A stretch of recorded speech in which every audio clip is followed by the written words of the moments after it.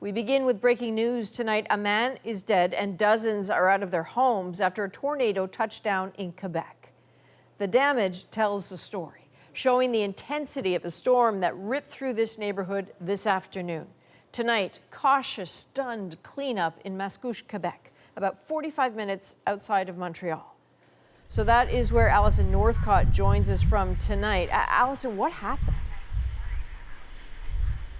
Well, the tornado tore through this residential area this afternoon. One man in his 60s was killed. He was a father of 3. And fire officials say that he had taken refuge in a shed behind his home and that it was really just picked up by the strong winds. And you can see the path that the tornado took throughout this neighborhood. There are a lot of trees that have fallen, a lot of damage throughout the area. And you can see here, this is a house that was under construction. It was nearly completed, but it was really just lifted right up off of its foundation. So it gives you a sense of just how strong those winds were. There were also trampolines that were picked up out of one yard and tossed several yards over, patio furniture as well, and gazebos. A lot of damage to people's roofs and homes. And we've been talking to people here in the neighborhood, people who were here, who witnessed the tornado, who were here when it happened, as well as people who came home to find their homes quite badly damaged. Have a listen to what some of them had to say. All of a sudden, all hell broke loose. And I was in the house quicker than a mouse running after a bit of cheese. I've never seen that in this region before. I've seen storms, we've been frozen out in the winter, but never a storm like this. It perhaps lasted 15, 20 seconds. Where's the damage? It's basically in the back and on the top of the house, the roof. Part of it was taken off completely. The side of the house too. We have in the front here parts of the aluminum taken off. Yeah, it's horrifying. What's your sense of how people are coping tonight, Allison?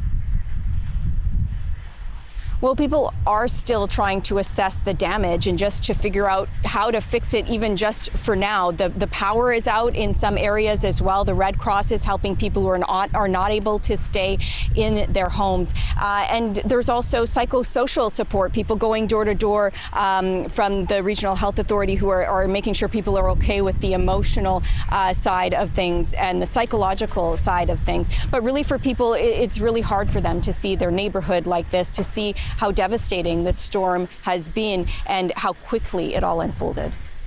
All right, Allison Northcott in Mascouche, Quebec tonight. Thank you. So let's bring in CBC News meteorologist Johanna Wagstaff for more insight into what's happening. So Johanna, how rare is this kind of event? This is thunderstorm and tornado season across Canada. We normally get about 80 tornadoes between spring and fall touchdown in Canada. That number is going up as we get more and more social media reports every year. But it is less common to see tornadoes touch down in urban areas like the one earlier today. In the past century, we've probably only had a dozen touchdown in medium to large cities, the last one being 2018 in Ottawa, Gatineau, where one fatality was reported, Adrienne. So can you take us through what we know about the conditions that led to it? So Environment Canada has confirmed, based on the videos and picture we're seeing, at least one tornado touched down earlier today. And I found that cell on the radar, and you can see on the Doppler radar that classic hook signature we get. So we knew there was rotation as those storms tracked through. This may have also been connected to a supercell thunderstorm. This is when the thunderstorm cell is also rotating. These are longer lasting storm cells. And we do know that we've had reports south of the border as well. So tomorrow, Environment Canada will head out to assess the damage. We'll determine how many tornadoes, how long that track was, and what the strength was. And I did spend some time on Environment Canada's damage survey team. So I'm guessing this was likely a strong tornado on the 0 to 5 enhanced Fujita scale. I'd probably go with a 2 or a 3, but we'll find out more details tomorrow. All right, CBC News meteorologist Johanna Wagstaff in Vancouver. Thanks, Jo. You're welcome.